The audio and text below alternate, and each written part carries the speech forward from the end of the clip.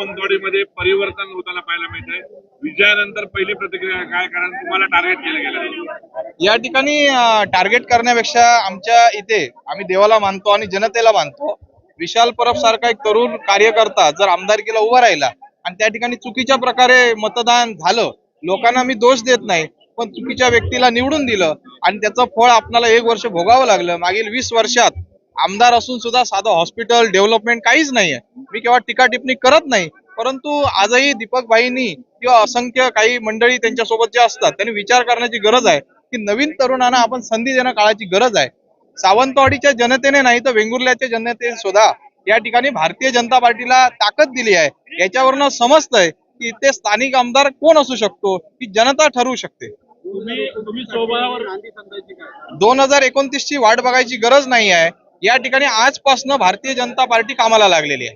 तुम्ही स्वभावावर निवडणुका दोन्ही ठिकाणी लढवल्या आणि विजय प्राप्त. महाराष्ट्रातलं हे सगळ्यात मोठं उदाहरण सावंतवाडीचं आहे. महाराष्ट्रामध्ये सगळीकडे या ठिकाणी महाराष्ट्रामध्ये युती झालेली आहे आणि सिंधुदुर्ग मध्ये फक्त सावंतवाडी, वेंगुर्ला, मालवण आणि आपलं कणकवली 4 ठिकाणी या ठिकाणी युती झाली नाही. सावंतवाडी विधानसभेने आणि सावंतवाडीच्या जनतेने करिश्मा दाखवलेला आहे. हा विशाल परब यांचा विजय नसून रवींद्र चव्हाण साहेब तसंच स्थानिक बीजेपीचे सर्व कार्यकर्त्यांचा विजयी आहे. ज्या ठिकाणी तुम्ही आता बोलताय तिथे तुमच्या कार्यकर्त्यांची गाडी अडवण्याचा प्रयत्न झालेला होता. मतदारांनी दिलेला हा प्रतिक्रिया. हे बघा, आजपर्यंत विशाल परबने उग्र कोणाला बोललं नाही, वाईट बोललं नाही आणि आजचा जो गुलाल आहे हा मतपेटीतनं आपण त्यांना उत्तर दिलेलं आहे. आजचं उत्तर हे जनतेने आणि देवाने दिलेलं आहे. आजपर्यंत अतिरेक किंवा अंगावर कोणाच्या धावून जाण्याचं कार्य आमच्या कार्यकर्त्यांनी केलं नाही. आम्ही प्रामाणिक कार्यकर्ते आहोत हे पुन्हा एकदा सिद्ध झालेलं आहे.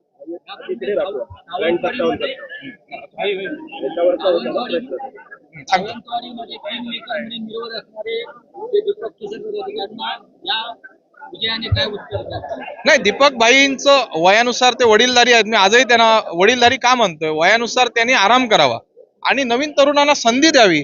मी आमदार किंवा खासदार होणार म्हणून नाही, तर माझ्या या सावंतवाडी किंवा कोकणाचा विकास डेव्हलपमेंट करण्याची एक इच्छा आमच्यामध्ये आहे आणि आम्ही हे करू शकतो.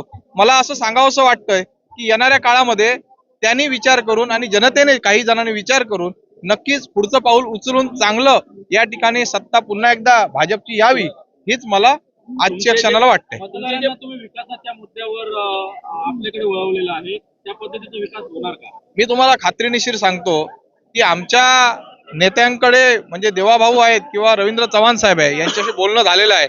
सावंतवाडीमध्ये हॉस्पिटलची कमतरता आहे. गोरगरीब जनतेला बेकारीचा सामना करावा लागतो. आज आम्ही गुलाल या विषयाबद्दल मी तुम्हाला सांगतो, मी स्वतः माझ्या आयुष्यामध्ये 2014 तो 2024 पर्यंत पराभवच पाहिला आहे. आज मला असं वाटतंय माझी विशेष आम्ही 10-15 वर्षांनी गुलाल उधळतोय. हा 15 वर्षाचा गुलाल आजपर्यंत आम्ही विजयी बघितला नव्हता. फक्त राणेसाहेब खासदार झाल्यानंतर एकदा विजय पाहिला भाजपचा, पण आज जो खरा गुलाल जो उधळला हा आजचा, हा माझ्यासाठी जीवनातला सगळ्यात मोठा गुलाल आहे. सर, तुम्ही आज बॅनर बघितले तर किंग मेकर या नावाने रवींद्र चव्हाण आणि तुमचे नावाने तुमचे जे फोटो आहेत ते झळकत आहेत.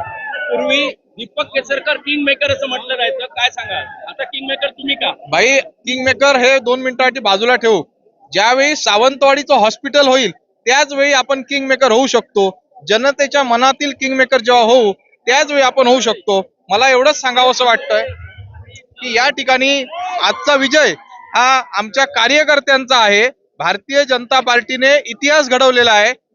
तिरुवनंतपुरम बिहार नंतर आज सावंतवाडीमध्ये इतिहास घडलाय. पूर्ण महाराष्ट्रामध्ये महायुतीचं सरकार आणि महायुतीच्या सीट दिल्या आहेत. एकच उदाहरण सिंधुदुर्गातलं आणि कोकणातलं आहे की सावंतवाडीमध्ये फक्त आणि फक्त भाजप विरुद्ध शिंदेगड असं वातावरण असताना पुन्हा एकदा भाजपने आपली सत्ता आणून दाखवलेली आहे.